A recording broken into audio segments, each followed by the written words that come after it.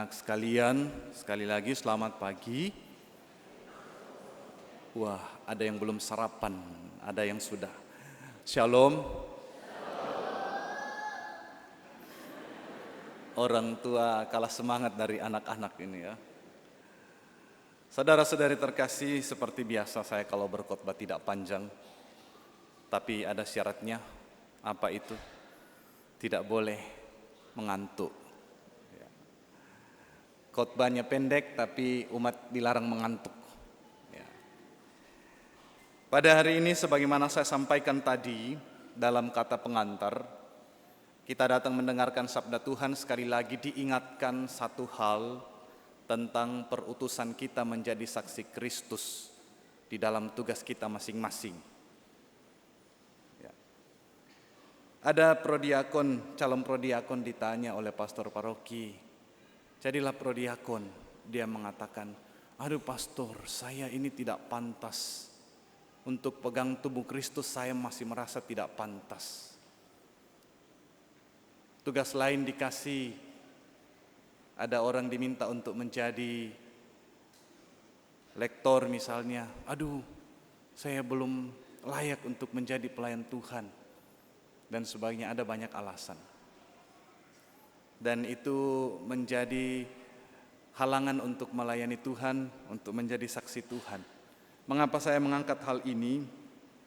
Karena ternyata untuk menjadi saksi Kristus di tengah-tengah kehidupan kita masing-masing, kita banyak dihalangi oleh berbagai hal.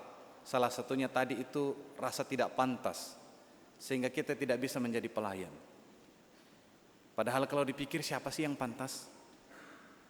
Kami ini menjadi imam, apakah memang sudah sangat pantas? Apakah kami tidak punya dosa? Nabi Amos yang kita dengarkan dalam bacaan pertama, dia ada seorang peternak, dia seorang pemungut buah ara. Apakah dia betul-betul sudah pantas untuk menjadi pewarta? Dia sendiri mengatakan, aku ini bukan nabi, tapi aku dipilih Tuhan. Kemudian dalam bacaan kedua, kita diingatkan bahwa sejak awal Tuhan sudah memilih kita. Mudah-mudahan kita semua yang hadir ini menyadari bahwa sejak orang dibaptis, sejak saat itulah dia diutus. Amin. Iya. Diutus untuk apa? Untuk menampilkan Kristus di tengah-tengah kehidupan kita. Menampilkan wajah Kristus melalui perkataan, perbuatan kita. Maka kita harus menyadari kita semua yang sudah dibaptis tidak bisa mengatakan bahwa yang diutus itu hanya para pastor, para suster, para frater, para pelayan, semuanya hanya itu yang diutus kita. Tidak. Semua yang sudah dibaptis itu dengan serta-merta secara otomatis diutus. Betul atau benar? Dua-duanya. Tidak ada pilihan. Nah, kemudian dalam bacaan Injil, Yesus mengutus murid-muridnya berdua-dua. Kira-kira berdua-dua supaya apa? Supaya saling jaga. Karena iman bertumbuh dalam komunitas. Ada orang-orang yang dia mengatakan, saya cukup ke gereja saja, tidak ikut dalam komunitas-komunitas apapun. Orang yang ikut dalam komunitas itu lebih bertumbuh imannya. Itu sebabnya Yesus mengutus mereka pergi berdua-dua supaya saling menjaga. Kenapa Yesus melarang mereka membawa bekal, roti, uang, perbekalan jubah, cadangan pakaian? Kenapa?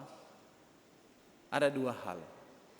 Supaya mereka fokus pada pelayanan, tidak terikat pada barang-barang duniawi. Dan yang kedua, supaya mereka menyadari bahwa Tuhan sudah menyediakan untuk mereka.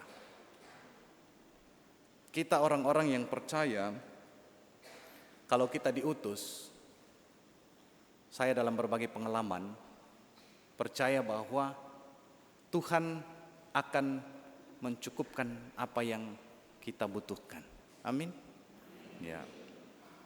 Boleh sharing sedikit kesaksian, bukan curhat ya. Saya kalau sharing sedikit orang bilang curhat, ya boleh curhat, tapi curhat tentang Tuhan. Saya baru-baru pulang dari 2 Kevikepan, Sulawesi Barat dengan Luwu. Di Luwu ada pertemuan orang muda Katolik sebanyak 700-an orang camping. Itu 2 minggu lalu. Lalu minggu setelahnya di Sulawesi Barat di Pasangkayu dekat dengan Palu sekitar 500-an OMK.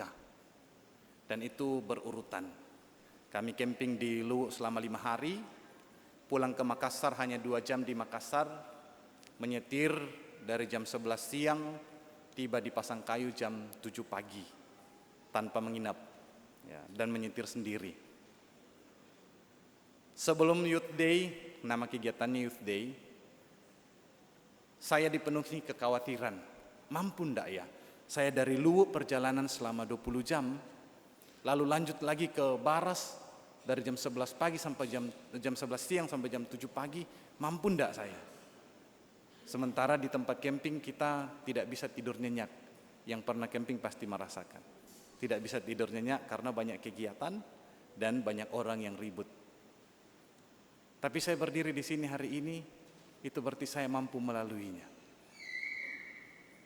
Padahal sesudah pulang dari Pasangkayu juga kemarin, saya diutus lagi ke Toraja 2 hari, untuk urus sertifikat rumah sakit, kemudian kembali lagi. Dan saya berdiri di sini hari ini, itu karena Tuhan yang berkarya. Amin. Ya. Satu pengalaman kecil. Waktu kami berangkat ke Luwu, uang transport kami bersama OMK tidak cukup. Karena saya membawa tim yang harus menjadi pembina di Luwu, itu sebanyak 15 orang. Saya bersama dengan tim 15 orang, kami sewa bus. Uang kami belum cukup, masih kurang 1.500. Tapi selama kami sampai di sana berkegiatan, total melayani mereka, tiba-tiba sekretaris kami dari kantor menginfokan bahwa ada sumbangan masuk dari 2 orang. Ya. Totalnya 1.500, artinya 1,5 ya. Pas sekali dengan kekurangan dana kami. Padahal kami sudah berpikir bahwa kami pulang masih harus cari dana lagi untuk melunasi transport, karena kebetulan miliknya umat kita ini transport yang kami pakai. Kami sudah berpikir itu pulang kita masih harus kerja, cari uang untuk bayar transport. Tetapi ternyata Tuhan menyediakan. Dan apa yang dibacakan hari ini dalam bacaan Injil itu sangat berhubungan dengan pengalaman kami. Kita tidak perlu khawatir akan banyak hal kalau kita menjalani perutusan Tuhan. Jangan takut, saudara-saudari. Amin. Ya. Pengalaman ini sederhana, tetapi tidak semua orang bisa memaknainya. Dan bagi saya pribadi, menjalani 2 minggu terakhir ini, dari Luwu sampai Sulbar, bahkan kembali ke Toraja lagi dan baru tiba tadi malam, itu merupakan sebuah pengalaman di mana Tuhan betul-betul menampakkan kasih-Nya kepada saya yang awalnya penuh dengan ketakutan dan kekhawatiran, apakah saya mampu melalui kegiatan-kegiatan ini. Ini sebuah kesaksian ya, bukan curhat ya. Para prodiakon tadi bilang, oh pastor curhat. Ya, tidak. Ini kesaksian bagaimana kami dalam tugas merasakan Tuhan mendampingi. Sehingga kalau Yesus mengatakan tidak perlu membawa banyak perbekalan, itu Yesus mau mengatakan jangan khawatir akan kebutuhan kita kalau kita menjadi saksi Kristus.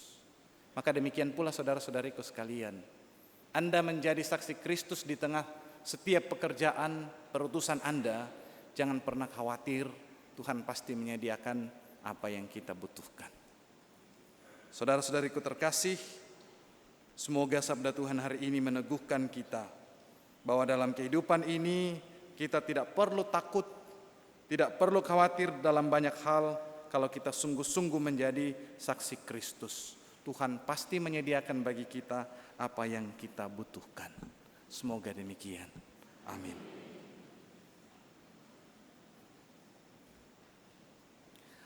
Mari